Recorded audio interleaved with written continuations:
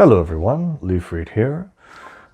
It's been a while, but I think we've talked a lot about the books of the Western canon, of the traditional foundational works from the Divine Comedy to the Epic of Gilgamesh, the Gathas of Zoroaster, and all the way up to some of the modern classics. And so I just wanted to take a moment to really reflect and go through really one of the most important works in the history of literature, frankly, that I think deserves, it's kind of missing. It's very obvious that it hasn't been spoken about, it hasn't been talked about on this channel, and I just feel that it is embarrassing that I haven't brought it up to speed. So in light of this lack of recognition, I will do a full reading of one of the greatest works of the literary canon ever conceived, which is My Immortal. And for those of you who don't know about My Immortal, it is a short but very influential epic that influenced many, many other works, and I would just like to read from this amazing piece of literature for you all today. And so without further ado, without further preface, let's just dive in. Chapter 1. And we have the, not translator's notes, but author's notes here. Special fangs, bracket, get it? 'Cause I'm Gothic. To my new GF, you, not in that way. Raven, bloody tears 666 for helping me with the story and spelling. You rock. Justin, you're the love of my depressing life. You rock too. MCR rocks. So we have the preface here where the author uses different terminology, fangs, and that's why her say thanks, and also to her fans, but fangs because they refer to vampires, and she spells Gothic with 2 F's because this is a much different, nuanced take on the Gothic style of literature. And she also mentions My Chemical Romance here, and her co-collaborators, and who she's dedicating the piece to. Hi, my name is Ebony Darkness Dementia Raven Way, and I have long ebony black hair. That's how I got my name, with purple streaks and red tips that reach my mid-back and icy blue eyes like limpid tears, and a lot of people tell me I look like Amy Lee. Author's note. If you don't know who she is, get the hell out of here. Very confrontational. I'm not related to Gerard Way, but I wish I was because he's a major effing hottie. I'm a vampire, but my teeth are straight and white. I have pale white skin. I'm also a witch, and I go to a magic school called Hogwarts in England, where I am the 7th year. I'm 17. I'm a goth, in case you couldn't tell, and wear mostly black. I love Hot Topic, and I buy all my clothes from there. For example, today I was wearing a black corset with matching lace around it and a black leather miniskirt, pink fishnets, and black combat boots. I was wearing black lipstick, white foundation, black eyeliner, and red eyeshadow. I was walking outside Hogwarts. It was snowing and raining, so there was no sun, which I was very happy about. A lot of preps stared at me. I put up my middle finger at them. Hey, Ebony, shouted a voice. I looked up. It was Draco Malfoy. What's up, Draco? I asked. Nothing, he said shyly. But then I heard my friends call to me, and I had to go away. So right here from the beginning chapter, we're getting a very in-depth look at Ebony and her description of her style, her look, her clothes, and it goes into such refined detail that you can really picture Ebony and exactly what she's wearing, what she looks like, and her disposition. She also has this abbreviated slang that she uses for all of certain things like Gothic and things, as we covered beforehand, and preps. And so Ebony, she already has a terminology and a lingo which she's immersed into this culture, and you can see from the beginning here she is counterculture. She is kind of a dramatic martyr in this society that doesn't mesh with her being, and so she really is an outsider in every sense of the word, but she has a small group of individuals and companions that she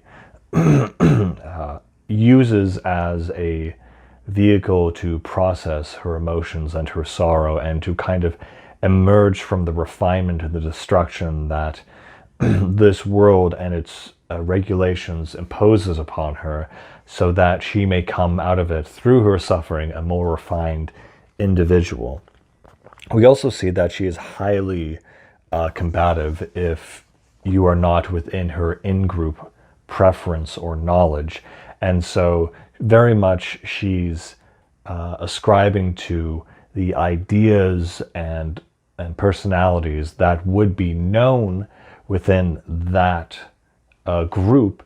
And if it was not known to an individual, it would signify that they are not part of this counterculture, that they are part of this movement in order to, it seems later on in the work, to kind of rebel and through pain transform the pain into something much more refined and beautiful. And we'll find that Draco, the individual here, will be a major part in that process. Let's go on with chapter 2. Author's note: Thanks to Bloody Tears 666 for helping me with the chapter. By the way, prep stop flaming my story, okay? The next day, I woke up in my bedroom. It was snowing and raining again. I opened the door of my coffin and drank some blood from a bottle I had. My coffin was black ebony, and inside it was hot pink velvet with black lace on the ends. I got out of my coffin and took off of my giant MCR t-shirt, which I used for pajamas. Instead, I put on a black leather dress, a pentagram necklace, combat boots, and black fishnets on. I put on 4 pairs of earrings in my pierced ears, and I put my hair in a kind of messy bun. My friend, Willow, Raven, disses you, sorry, woke up then and grinned at me. She flipped her long, waist-length raven black hair with pink streaks and opened her forest green eyes. She put on her Marilyn Manson t-shirt with a black mini, fishnets, and pointy high-heeled boots. We put on our makeup, black lipstick, white foundation, and black eyeliner. And you'll see the continuity of the description of the makeup from this chapter from the last. OMFG, I saw you talking to Draco Malfoy yesterday, she said excitedly. Yeah, so? I said, blushing. Do you like Draco? She asked as she went out of the Slytherin common room and into the Great Hall. No, I effing don't, I shouted. Yeah, right, she exclaimed. Just then, Draco walked up to me. Hi, he said. Hi, I replied flirtily. Guess what? He said. What? I asked. Well, Good Charlotte are having a concert in Hogsmeade, he told me. Oh my effing God, I screamed. I love GC. They are my favorite band. Besides, MCR. Well, do you want to go with me? He asked. I gasped. I can't do this. So here we have the development, the repetition of the makeup, the aesthetics. Again, you get to learn more about your dear friend Willow and how she has green eyes instead of blue eyes, and they both have different colored fishnet stockings, and how the relationship between her and Draco. They're not sure if that'll tear apart the friendship she has with Willow, and so the human dynamic between these characters and their love interest. It's to see if love is powerful enough to tear these two great friends apart. And also Draco employs the implement of the allurement of music and a musical festival in order to romance the wild and divine Ebony. I think we'll go for one more chapter before I kind of set this down. Chapter 3, author's note. All in caps. Stop flaming the story preps, okay? Otherwise, thanks to the Gothic people for the good reviews. Thanks again, Raven. Oh yeah, by the way, I don't own this or the lyrics for Good Charlotte. It continues. On the night of the concert, I put on my black laced-up boots with high heels. Underneath them were ripped red fishnets. Then I put on a black leather mini dress with all this corset stuff on the back and front. I put on matching fishnets on my arms. I straightened my hair and made it look all spiky. I felt a little depressed then, so I slit one of my wrists. I found a depressing book while I waited for it to stop bleeding as I listened to some GC. I painted my nails black and put on tons of black eyeliner. Then I put on some black lipstick. I didn't put on foundation because I was pale anyway. I drank some human blood, so I was ready to go to the concert. I went outside. Draco was waiting in front of his flying car. He was wearing a Simple Plan t-shirt. They would play at the show too. Baggy black skater pants, black nail polish, and a little eyeliner. Author's note. A lot faux cool boys were it, okay? Hi, Draco. Oh, hi, Draco. I said in a depressed voice.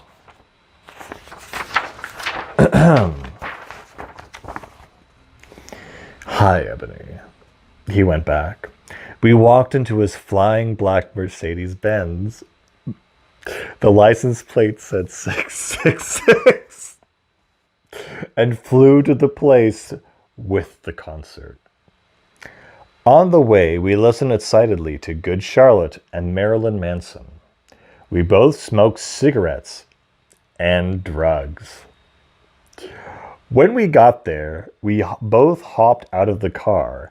We went to the mosh pit at the front of the stage and jumped up and down as we listened to Good Charlotte. You come in cold, you're covered in blood. They're all so happy you've arrived. The doctor cuts your cord, hands you to your mom. She sets you free into this life. Sang by Joel. I don't own the lyrics to that song. Joel is so effing hot, I said to Draco, pointing to him as he sung, filling the club with his amazing voice. Suddenly, Draco looked sad. What's wrong? I asked as we mocked the music. Then I caught on. Hey, it's okay. I don't like him better than you, I said. Really? Asked Draco sensitively as he put his arm around me, all protective. Really? I said. Besides, I don't even know Joel, and he's going to be going out with Hillary effing Duff. I don't effing hate. Oh, I effing hate that little bitch, I said disgustedly, thinking of her ugly blonde face. Hair. The night went on really well. I had a great time. So did Draco. After the concert, we drank some beer and asked Benji and Joel for their autographs and photos with them. We got GC concert tees. Draco and I crawled back into the Mercedes Benz, but Draco didn't go back into Hogwarts. Instead, he drove the car into the Forbidden Forest. So right now, we can see that there's a lot of pacing going on, but just really, really heavy stuff. I like how Ebony says that she just casually slits her wrists while she was waiting. It's that pain is a foreign concept to her, that the normal pains of this world are nothing compared to the emotional pains caused by Good Charlotte and My Chemical Romance. It's all, there's so much, frivolity with the concept of death and life. And Ebony is in between this being of being so alive at the concert and also feeling dead inside. But, Draco is there with her, and he's the one thing that really makes her feel alive and worth living for. But we'll see how that changes over time. Chapter 4. Author's note. I said, stop flaming, okay? Ebony's name is Enobi, not Mary Sue, okay? Draco is so in love with her that he is acting different. They knew each other before, okay? Draco, I shouted. What the F do you think you were doing? Draco didn't answer, but he stopped the flying car and walked out of it. I walked out of it too, curiously. What the effing hell? I asked angrily. Ebony, he asked. What? I snapped. Draco leaned in extra close, and I looked into his gothic red eyes. He was wearing color contacts, which revealed so much depressing sorrow and evilness. And then suddenly, I didn't feel mad anymore.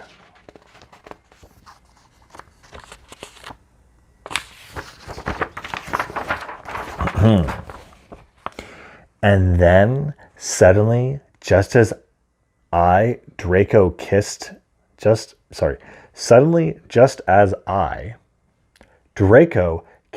me passionately. Draco climbed on top of me, and we started to make out keenly against a tree. He took off my top, and I took off his clothes. I even took off my bra. And then he put his thingy into my you-know-what, and we did it for the first time. Oh, oh, oh, I screamed. I was beginning to get an orgasm. We started to kiss everywhere, and my pale body became all warm. And then, what the hell are you doing, you mother effers? It was Dumbledore.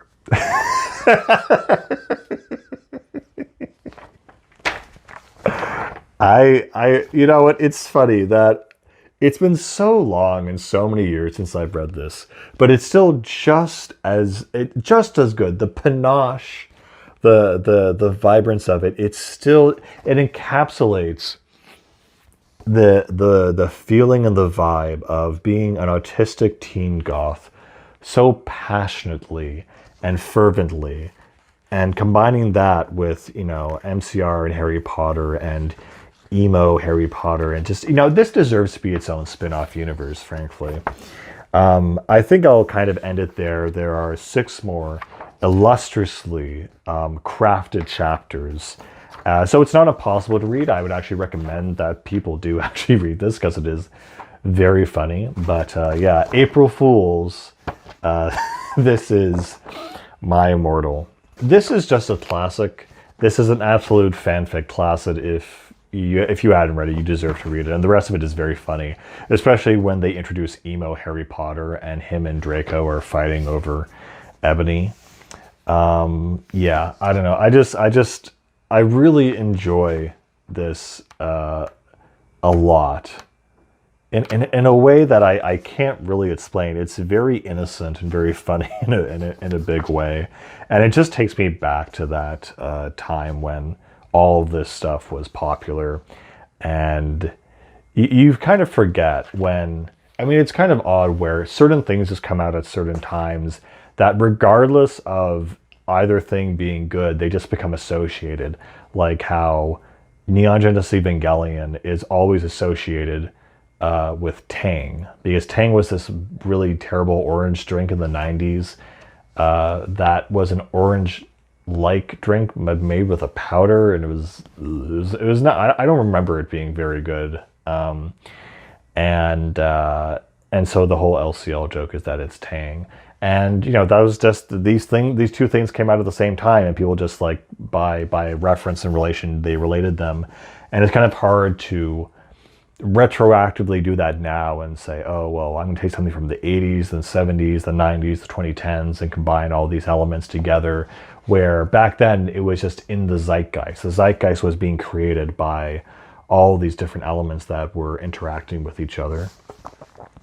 And so yeah, the perfect marriage of Harry Potter and MCR and emo rock rave culture is just, it's and the birth of the fanfic era, I guess. I mean, not really the fanfic in general, but internet fanfic. So yeah, this is actually technically kind of a classic amongst memes and whatever, and it's very fun to read, and you can really get transported to that time and that space. Anyway, that's pretty much all I had for you today. It's a very fun read. Sometimes you have to read something a little bit light and lively, and there's that. So My Immortal's still an absolute classic, as you can see, and lots of fun. Very funny reading it. I really enjoyed it. And I mean that's to show you, if you put out your whole self into something, even if it's not good, at least it might be funny later on.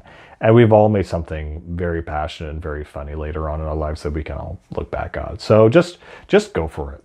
That's my message today. And again, happy April Fools, and I hope everyone has a great day.